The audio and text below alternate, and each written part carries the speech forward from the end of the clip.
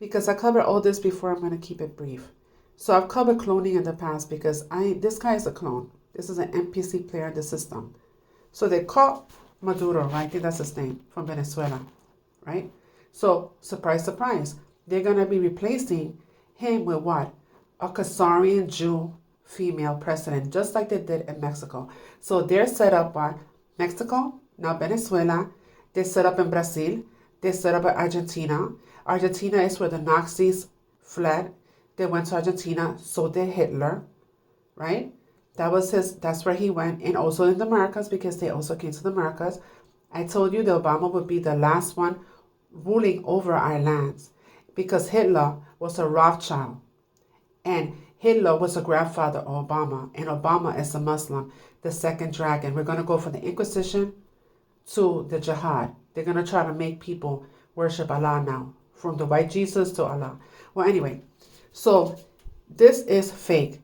This is all so they could start taking all over our lands and do to us what they did when they first came into our territories. Okay, so remember how the other day Trump had some Venezolanos from Canada and had them exported to jails in El Salvador? How does he have that jurisdiction over Canada and South America? Because he is a mock president. He's under a puppet government. A shadow government runs everything. So he is just a puppet. He's an actor in this matrix. Because they're already united all our territories. They did that during Biden's administration. So the Americas and Canada already have become one. Why is that? Because we wake up. The children of Yah wake up. And after the 400 years, and they're supposed to give us our lands back. And they're here to try to keep our lands. The bankers, that's why you see all these foreign soldiers in our lands, because they're trying to do to us, repeat what they did to us when they first got here. You will see that in the reading Ezekiel 38 and 39. Gog and Magog are already here, because they're trying to do the same thing again to us. That's why they're rounding up the red nations. And there's no way that even if they're rounding our people up in America, we are not even safe in our own lands, because they're in Puerto Rico, they're in the Caribbean, they're in South America, they're everywhere. There's no place where the red nations are at. The troops are there, and there's to imprison us all over again and keep our lands. But it's not going to work out the same way again. You will find that in the reading Ezekiel 39. I told you before. So this is all mockery, because they already united it. It happened during Biden's administration. That's what I keep on telling you. That both sides work together, because that's just what it's that they're meant to cause division in the land, because the house does not stand if it's divided, and they know that. So this is a fake war, because again, Canada, America, and the United States already have become one. This will probably be one of the most important videos I've ever put out. Did you know that the United States of America, as you know it, no longer exists? And I don't mean this theoretically. I mean this as in on January 10th, 2023, while no one was paying attention, Joe Biden signed away our sovereignty as a nation when he met with President of Mexico, Manuel Lopez Obrador, and Canadian Prime Minister Justin Trudeau in Mexico City to sign the Declaration of North America. You can find the release on the White House website, wh.gov, which ironically right now has a photo on the front page of these three individuals I just mentioned. I'm sure once this goes out to the masses, they will reconsider being so obvious and bragging about what they've done. They've completed what their plan has always been, the North American Union, a declaration separate and outside of the Constitution. Their intentions have been to further give away American interests to organizations like the World Health Organization. It is what some people call globalism, a single market, a single regulator, a single currency, a one world government. It is critical that people in uniform, including law enforcement and military, understand that they are no longer employed by the United States of America. They are becoming mercenaries, working for a non-sovereign who is paying them to control us and stop us from securing our rights, freedoms, and borders. Unfortunately, they know that only a small number of Americans will read the Declaration, yet it spells out their intent of the role of government in all of our lives. Maybe I will read it to you in a future video, but here are some things that you need to consider. 1. If you have no country, what rights do you have, and how does one assert them? 2. What does the oath of office mean if your country no longer exists? 3. If you're fighting for your country and your country no longer exists, who are you fighting for? 4. If selected, non-elected people are making policy that destroys our country, then how and why are we supporting their efforts? 5. Who are we paying taxes to and why? 6. If you're abiding laws that never went through the legitimate process of lawmaking like this declaration, then what are you really doing? 7. If there are people that can take our livelihood through arbitrary rule like COVID lockdowns, then what else can they take from us? 8. If you were coerced, fooled, or forced to take the gene-mutating agents, what rights did you have? 9. What rights do we have now and moving forward? 10. What are we going to do about it? I can assure you that if you succumb to and abide by the replacement of a highly portable and recognized medium of exchange, i.e. cash, with central bank issued digital currency, then you will lose any ability whatsoever to control any single facet of life other than its end. How do we protect ourselves, our families, humanity, and its future from what is to come? The next pandemic is already in the works. How will you respond? Their motto is Ordo ab Cao, order from chaos. Please think carefully about not falling into the trap they've set awaiting prey. This is extremely troubling, and there is no help on the way. We must work together to save ourselves. We must work together to safeguard the American dream, the Constitution, our freedoms, and our future by ensuring the resilience and security of our republic. We must leverage. Corrected. I'm not sure if this woman that's going to be replacing Maduro is Jewish, but I can tell you one thing. Everything stays in the bloodline. Even Fidel Castro from Cuba, he was Iranian, and he was related to the Popo bloodline. Because the ones they're all over our territories, they're all of the same bloodline. Even Maduro himself, yeah, bloodline.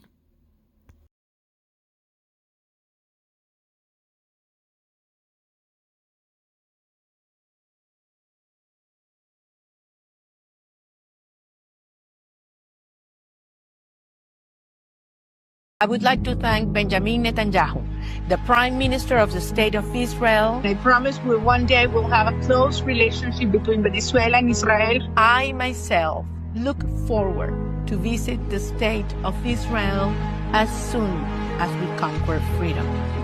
We will prevail. And I can announce this, that our government will move our Israeli embassy to Jerusalem. Mexico. Claudia Sheinbaum, elected the first Jewish leader of Mexico. Good for her. Amazing. Really amazing. She doesn't have a drop of Mexican blood in her. She didn't marry a Mexican. And she's not even the same religion as everybody else. So that's really amazing. How did something this amazing even happen? Apparently it started a few years ago when George Soros paid $60 million to buy into Univision and 17 Mexican radio stations. And through that control of the media was a lot of influence. So they were able to spend lots of money, time, and effort to put this woman into power. So that's how easy it's done, huh? Just control of the media. Oh, and speaking of which, look at what George Soros is doing to American media and American radio stations now, too. One man should not have this much influence. And if we really want a fair democracy, and a democracy that's not an illusion, we really, really need to break up these media monopolies and stop single people from having this much influence. Dr. Cooper? Oh, are we interrupting? No, please come in. Yeah, I think you'll appreciate this. This is very exciting. Oh, what are you working on? Something remarkable. Since my prospects for the Nobel Prize in Physics have disappeared, thank you very much. I've decided to refocus my efforts and use my people skills to win the Nobel Peace Prize. Look, I'm going to solve the Middle East crisis by building an exact replica of Jerusalem in the middle of the Mexican desert. To what end? You know, it's like the baseball movie. You build it and they will come. Who will come? The Jewish people. What if they don't come? We'll make it nice. Put out a spread. Okay, well, I really don't understand your objections, Professor Goldfarb. Why wouldn't the Sonora Desert make a perfectly good promised land? go away. We could call it Nuevo Jerusalem. Please go away. Said Pharaoh to Moses. Don't you think it's kinda crazy how the new president of Iran is going to be Jewish? What are the odds? What are the odds? Did you know that the IDF runs camps in the United States? Soldiers from Israel are traveling here to run summer camps for American kids. These programs aren't small. They're backed by billionaire donors like Larry Ellison. Why is the billionaire founder of Oracle, the Adelson Foundation, and the Friends of the IDF paying for Israeli soldiers to run your child's summer camp in Pennsylvania? Can someone make this make sense? The camp pairs children with counselors from the IDF who have lost family members. So they're using their grief to create a strong emotional bond and make children more open and accepting of their beliefs. So the funding from these billionaires isn't done just to be nice. It's done to take control of your child's mind. The funding is used to create a program designed to instill loyalty to Israel, shape the attitudes about the conflict, normalize military service, and give children a pro-Israel worldview that becomes deeply ingrained. Millions of dollars are poured into these camps in Pennsylvania, Washington, D.C., New York, Florida, meaning the reach and influence on young American minds is enormous. Curriculum specifics are not publicly available, so parents might not even realize the full political and ideological influence on their children. But believe me, this is how it starts. This is education turned into indoctrination right in our own backyard. This is happening in the United States for a foreign government. As always, thank you so much for listening. The American government actually made a new anti-Semitism task force, and it will be run by Rabbi Yehuda. Yes, that's his actual name. Rabbi Yehuda Kaplan is the incoming White House Special Envoy to monitor and combat anti-Semitism. That is ironic because Yahud is the word that Arabs use for Jays. And here is his global mission. My mission is to ensure that the United States is not just a safe haven for Jewish life, but a force that defends the Jewish community around the world. He was even welcomed by the World Jewish Congress, which if you point out actually does exist, they'll deny it and call you an anti-Semitic conspiracy theorist. So his job is to use the American government as a giant police force to protect Jewish life. But not just in America, all around the world. So the American government is going to be the world police for one small group of people. It's going to really overstep the self-determination of other people. And we're going to bully around other people for that one group of people. But here's the crazy thing too. There is no task force in America to fight anything anti-American. But we're going to have a task force to not just fight anti-Semitism in America, but around the world? We're doing something for others we wouldn't even do for ourselves. So who really runs America? Not Americans. The great noticing continues. And Maduro is an existential threat to the people of the United States. It is time for Maduro to go. Saddam Hussein's a threat to my country. He needs to go. La réalité est scénarisée. Le même discours par le même sénateur 20 ans plus tard. Les noms changent, mais le jeu continue. Même type de visage, pour la même fonction. Parce que ces acteurs sont des archétypes. Et le film Green Zone le montre simplement. I know you were ready to tell him everything about Iraq's WMD programs. There are no programs. Magellan, you made him up. Pas de programme, pas d'armes de destruction massive. Le Venezuela est en crise à cause d'un dictateur. Et si ce dictateur avait été placé justement pour bloquer l'accès à la ressource? Venezuela is arguably the single greatest resource of oil and minerals on the planet. Why is this country in the midst of one of the greatest humanitarian crises in modern history? Parce que la gouvernance est mondiale et les ennemis sont fabriqués selon les besoins du système. One video of one bomb, Mr. Moss. The American people bought that war. War is show business. Plus besoin de dictateurs, les sionistes prennent le rôle narratif pour lancer le grand reset technocratique. Donc la chute de Maduro est un rituel et son remplacement était prévu. Maria Corina Machado, formée à Yale, née le 7 octobre, Dans les cercles de l'élite, les dates sont choisies. Le 7 octobre 2023, la guerre déclenche l'urgence. Un choc narratif pour faire accepter la suite. Donc si la politique ressemble à du cinéma, c'est parce que tout est mis en scène. Are you guys even trying anymore? I mean, you saw the news on this guy, right? This guy who just looks suspiciously like Mr. Weapons of Mass Destruction, which don't exist, by the way. Yeah, there are big bombs, but not ones that will blow up the entire Earth. But let's focus on this. Why don't we start at the good old symmetry test before we get to the good old smoking gun? Looks pretty symmetrical. Eyebrows, eyes, even the hairline, the mustaches, and they seem to even have... That's a scar. That's not a forehead line. That's a scar that seems to be pretty similar to the one right here. And it looks like there was something else there. And well, you can't have the same dent in your head, so let's fill it and just put a mole on top. Cover it up with a mole. They'll never notice. Do you want to see the real thing? The real? Here you go. Oh, but before we get there, maybe you notice their chins. They're a little different, right? We got a butt chin and then a little crease in the chin. Well, yeah, it's real hard to snip and tuck and, I mean, you know, chin augmentation is a thing, right? But I don't think it's that, because I think they're shapeshifters.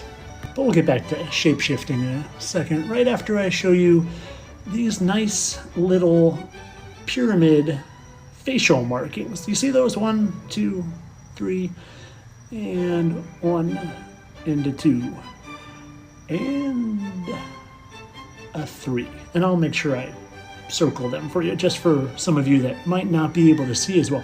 You see, he had 3 very noticeable marks, and they were probably removed or he shape-shifted, and now they're still there, but they're just a little bit more faint.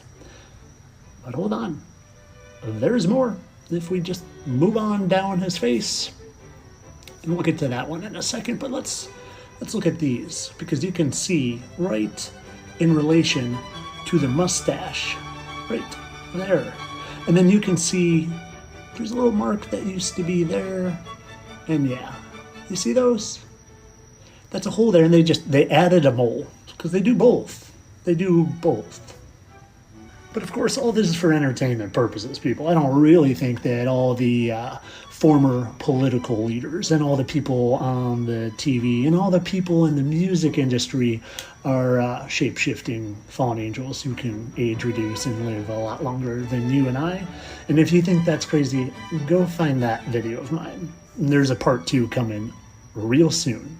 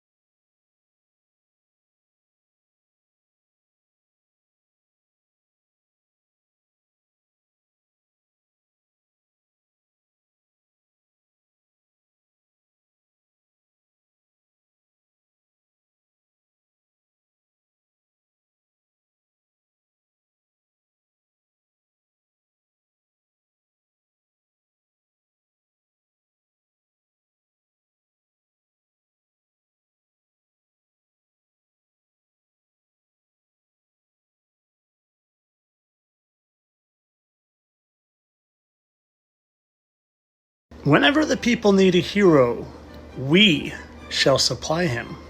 Said by Albert Pike, 33-degree Freemason. Whenever the people need a hero, we shall supply him.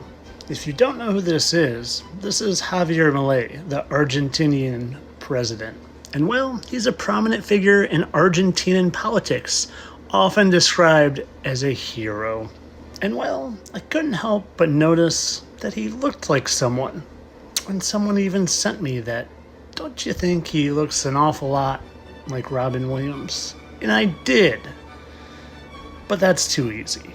I see the man behind the man, behind the man. And here, I literally think they made a mask to look like him, to put on him, to cover the real face.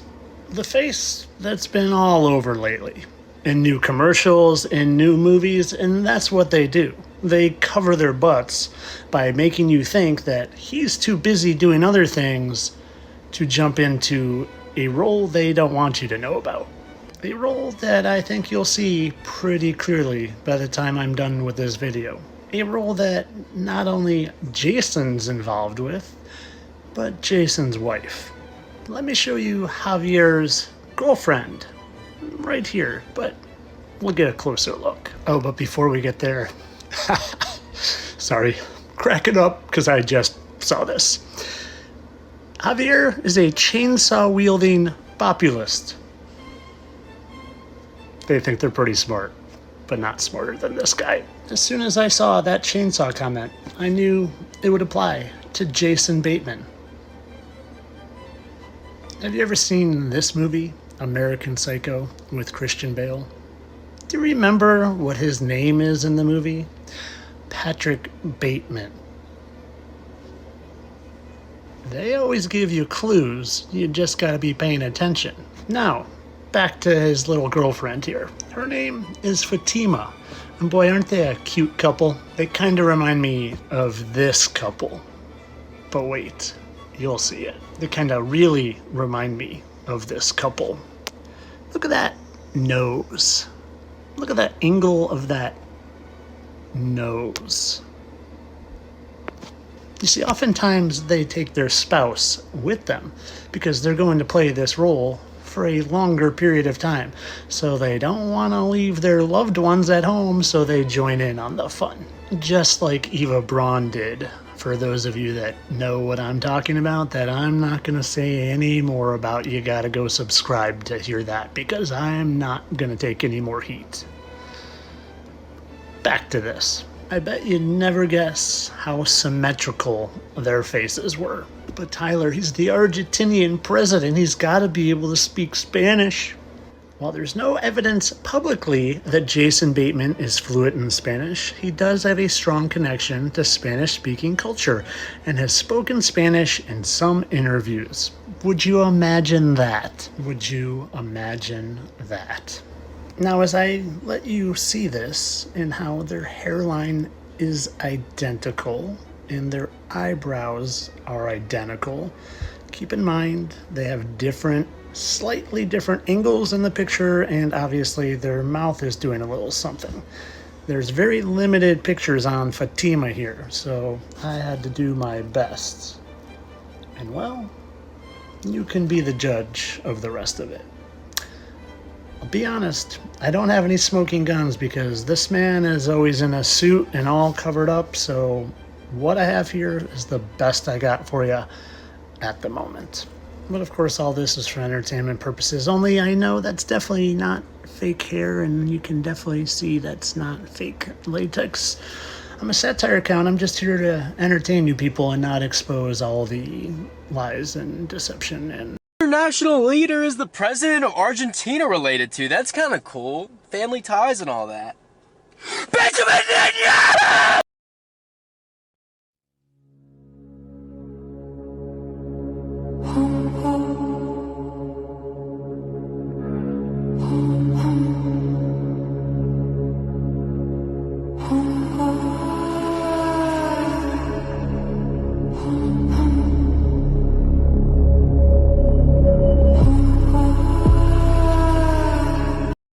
Men kick up their heels while pretty young belles look on.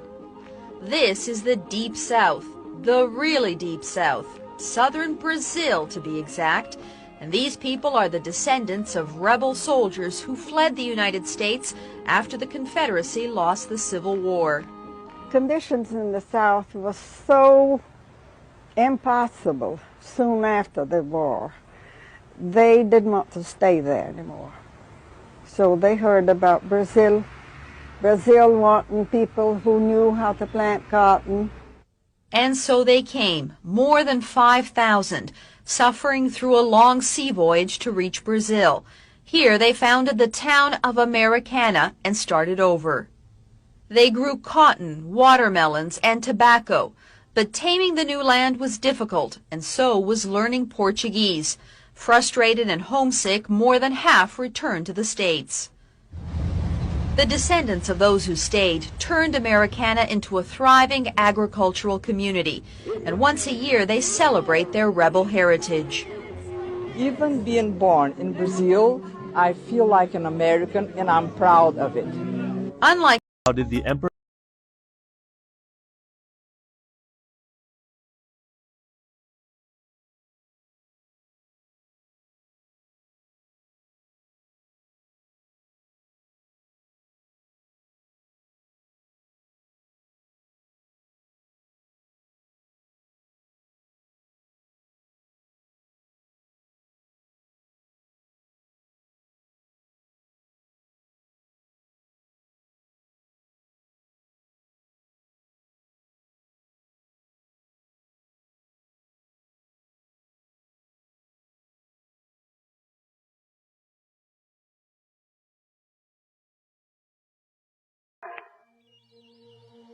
The Eastern European Jews, who form 92% of the world's population, of those people who call themselves Jews, were originally Khazars.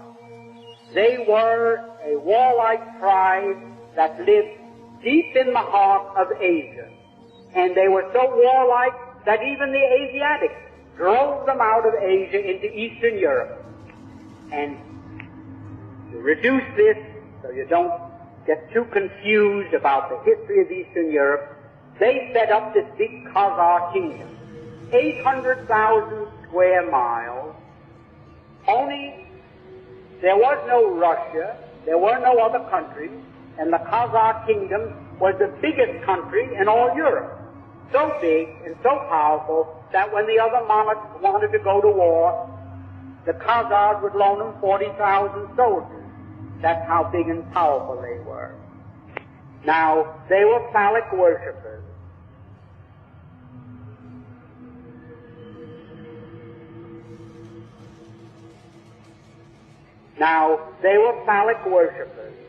Which is filthy. I don't want to go into the details of that now. It was their religion, the way it was the religion of many other pagans or barbarians elsewhere in the world.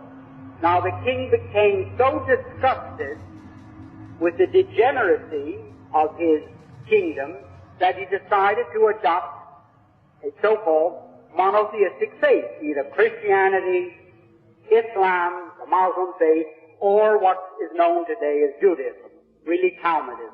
So, like spinning a top, he said, eeny, meeny, miny, mo, and he picked out so-called Judaism. And that became the state religion, and he sent down to the Talmudic schools of Tel Aviv and Surah, and brought up thousands of these rabbis with their teachings, and he opened up synagogues and schools in his kingdom of 800,000 people, 800,000 square miles, and maybe 10 to 20 million people, and they became what we call Jews.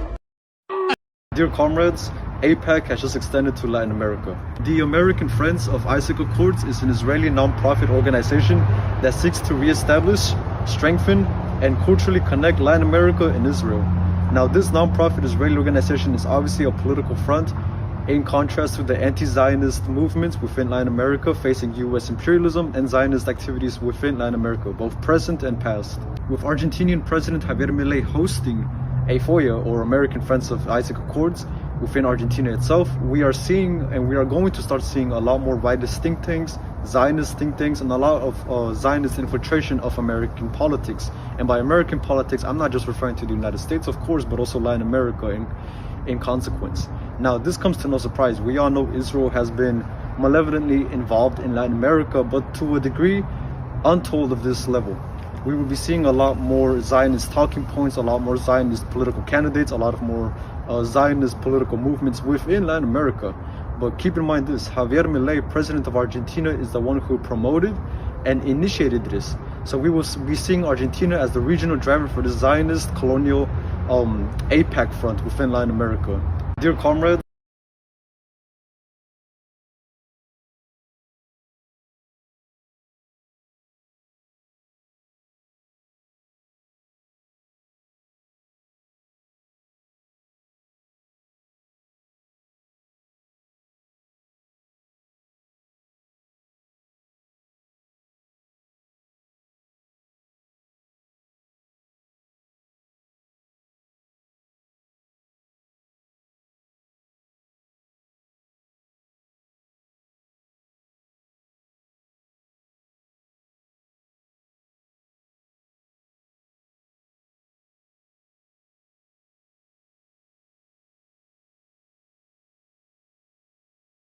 people from the United States, when you have so much muck behind your back, from the wiping out of the entire race of Native Americans, and you Europeans having wiped out almost more than half of world's population across from Australia in Africa to America, now just like, putting your neck deep into other people's history and also not being scientific about it, actually. For example, you said you estimated 15 temples or a dozen or something like that. Have you done a scientific survey, archaeological survey of every site possible which has already been dug out or not? And this is, can a genocidal, descendant of a genocidal people sit as a judge? Is that moral or fact? Yes, that nation stands on the dead bodies of Native Americans. What right does she have to come here and poke her nose into our history? No, what? Be fair, be fair, be fair, be fair. Is this justice? Is this morality? Is this ethics?